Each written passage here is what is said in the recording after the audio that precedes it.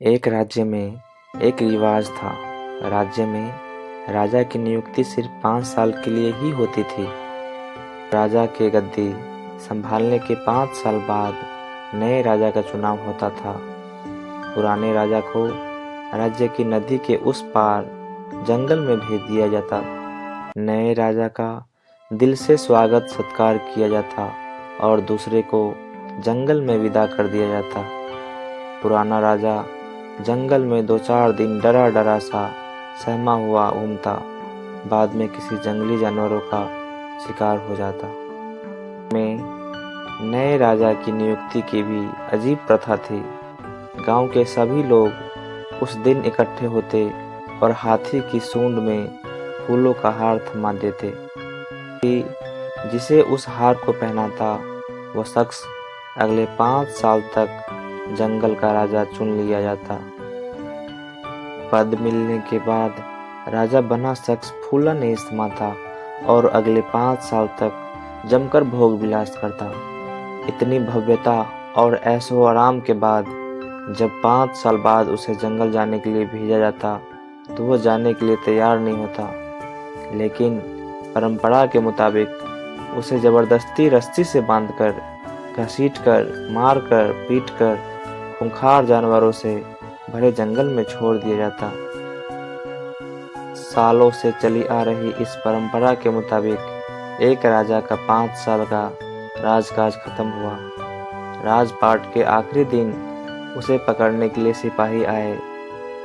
जब सिपाही राजा को बांधने के लिए आगे बढ़े तो राजा ने बिना डरे पूरे रुआब से उन्हें रुक जाने का आदेश दिया। राजा का कॉन्फिडेंस देखकर सैनिक सहम गए।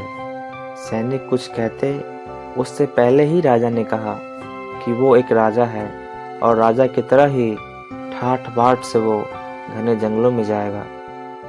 हर 5 साल बाद जब राजा की विदाई का वक्त आता तो पूरे गांव के लोग उसे रस्सी से बंधा हुआ देखते थे, हैरान परेशान, जान बचाने की भीख मांगते हुए, रोते चिल्लाते हुए, गिड़गिड़ाते हुए। लेकिन पहली बार ऐसा हो रहा था कि राजा रौब से हाथी पर बैठकर गांव से विदा हो रहा था। सैनिकों के बीच गर्व से चलता राजा गर्व से मुस्कुरा रहा था। नदी के उस पार जाने के लिए नाव भी तैयार थी। राजा को नाव में बैठाया गया। मुस्कुराते हुए राजा को देखकर नाव वाला भी उलझन में पड़ गया। नाव जब बीच नदी में पहुंची तब नाविक ने राजा से पूछा, महाराज, आप तो बहुत खुश लगते हैं। यह देखकर मुझे आश्चर्य हो रहा है। आपको उस घने जंगल से डर नहीं लगता है क्या? तब गंभीर मुद्रा में राजा ने नाविक से जो बात कही वो बेहद मार के की है। राजा ने कहा, आखिर तुमने मुझे थोड़ा सा पहचाना तो सही। देखो भाई, जिस दिन हाथी ने मेरे गले में हार डाला उस दिन मुझे दिल ही दिल में खुशी तो हुई, पर पहले ही दिन से मुझे 5 साल के बाद मेरी हालत क्या होने वाली है वो दिखाई देने लगी थी। इसलिए पहले दिन से ही हम अगले 5 साल के बाद की प्लानिंग शुरू कर दी थी। पहले साल मैंने अपने मंत्री को भेजकर मजदूरों के जरिए पूरा जंगल साफ करवा दिया।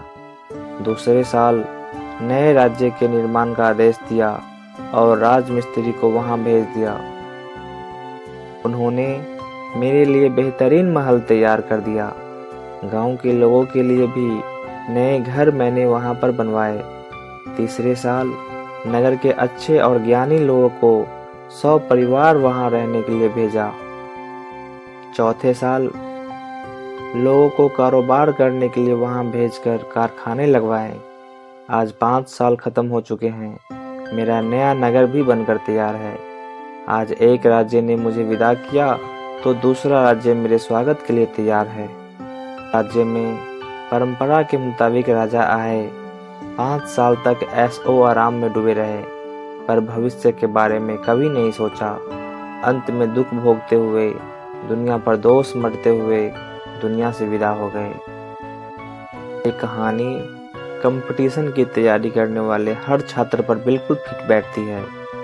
जिस दिन आपने तैयारी के लिए मन बनाया, समझ लीजिए उसी दिन आप राजा बन गए।